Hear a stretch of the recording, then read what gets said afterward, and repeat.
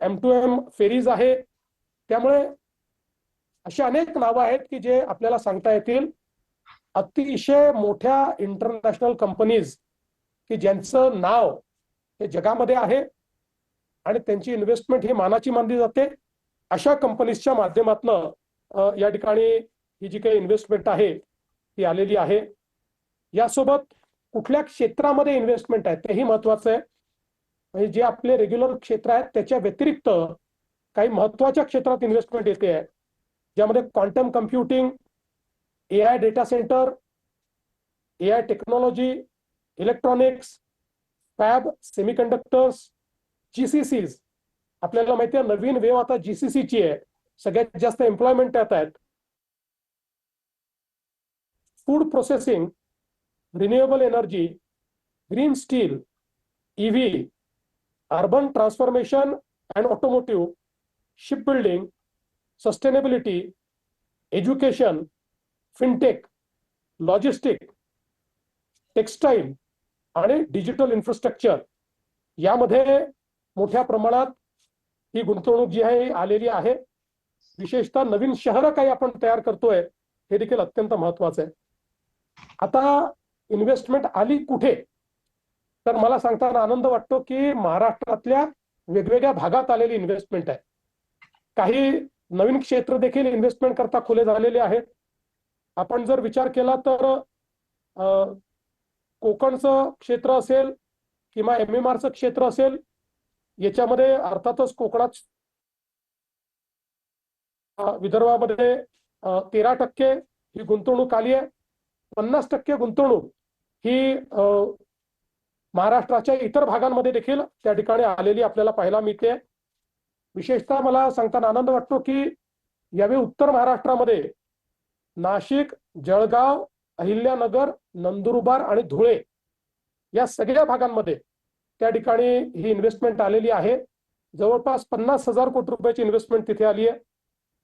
विशेषतः आपलं जे आता मराठवाड्याचं नवीन मॅग्नेट तयार झालेलं आहे ते आहे छत्रपती संभाजीनगर. याही ठिकाणी जवळपास 55,000 कोटी रुपयाची गुंतवणूक आलेली आहे. आपण जर बघितलं तर नागपूर विभाग जो आहे आणि उरलेला विदर्भ आहे त्याच्यामध्ये 2,70,000 कोटी रुपयाची इन्व्हेस्टमेंट केला तर 3,50,000 कोटीची गुंतवणूक आहे. पण त्यातही महत्वाचं आहे की रायगड हे तर नवीन मॅग्नेट आपला आहेच, पण त्याच्या व्यतिरिक्त आता सिंधुदुर्ग जिल्ह्यामध्ये देखील चांगल्या प्रकारची गुंतवणूक आली आणि रत्नागिरीमध्ये देखील चांगल्या प्रकारची गुंतवणूक आली आहे. आणि अर्थातच पुणे आणि पुणे विभाग हा तर गुंतवणुकीचं मॅग्नेटच आहे, त्यामुळे तिथेही चांगल्या पद्धतीनं ही गुंतवणूक आलेली आपल्याला पाहायला मिळते. अनेक स्ट्रॅटेजिक बैठका या निमित्ताने मी केलेल्या आहेत. मी सगळी नावं सांगणार नाही, पण विशेषतः वर्ल्ड बँकेचे जे प्रेसिडेंट आहेत मिस्टर अजय बांगा यांच्यासोबत एक खूप चांगली बैठक झाली. आणि विशेषतः आपल्याकडे जे काही अर्बन इन्फ्रास्ट्रक्चर आहे ज्याच्यामध्ये ज्याला आपण म्हणतो वॉटर ट्रीटमेंट इश्यूज, याच्यावर खूप चांगली चर्चा झाली आणि त्यांनी समोर येऊन त्याच्याकरता फंडिंगच्या संदर्भातले ऑप्शन्स जे आहेत ते आम्ही खुले केले आहेत असं या ठिकाणी सांगितलेलं आहे.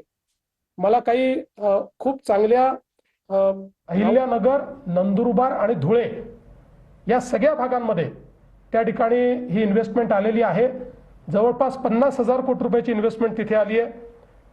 विशेषतः आपलं जे आता मराठवाड्याचं नवीन मॅग्नेट तयार झालेलं आहे ते आहे छत्रपती संभाजीनगर. याही ठिकाणी जवळपास 55,000 कोटी रुपयाची गुंतवणूक आलेली आहे. आपण जर बघितलं तर नागपूर विभाग जो आहे आणि उरलेला विदर्भ आहे त्याच्यामध्ये 2,70,000 कोटी रुपयाची इन्व्हेस्टमेंट आहे. कोकणाचा जर आपण विचार केला तर 3,50,000 कोटीची गुंतवणूक आहे. पण त्यातही महत्वाचं आहे की रायगड हे तर नवीन मॅग्नेट आपला आहेच, पण त्याच्या व्यतिरिक्त आता सिंधुदुर्ग जिल्ह्यामध्ये देखील चांगल्या प्रकारची गुंतवणूक आली आणि रत्नागिरीमध्ये देखील चांगल्या प्रकारची गुंतवणूक आली आहे.